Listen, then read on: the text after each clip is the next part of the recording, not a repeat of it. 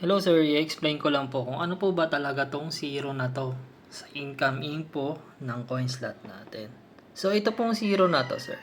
Pag nagkakaroon po siya ng zero dito kapag yung customer nyo po is clinic lang yung insert coin pero hindi siya naghulog ng barya. Ngayon ipapakita ko po sa inyo kung paano ito nangyayari. So ito, nangyari po ito, i-demo ko po, i-click ko po yung insert coin. Magre-react yung coin slot.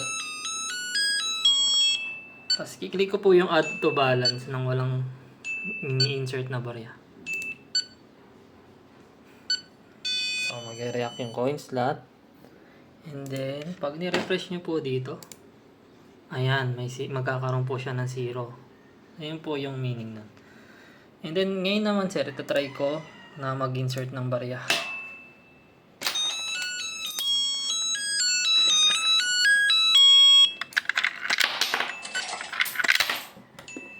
Ayan, insert ako ng 2 pesos. Tapos i-add ko sa balance. Ayan, nagdagdag po dito.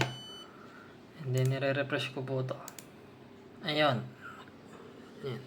Nag-insert po akong 2 pesos kaya magpa-plus 2 po siya dito. So ngayon tatry ko ulit sir na i-click lang yung insert coin. So magre-react yung coin slot. Ayan. Pag-click ko lang tong add to balance or ito X. So pag nag-react yung coin slot, tutunog. Then refresh ko to.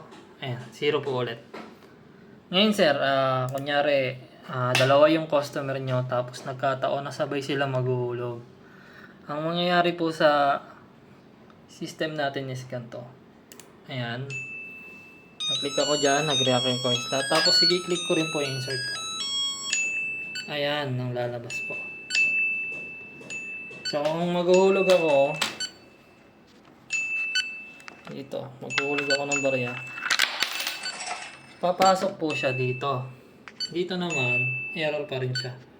So, di ba 790, naghulog ako ng 5 piso. Kung i-refresh natin 790 pa rin.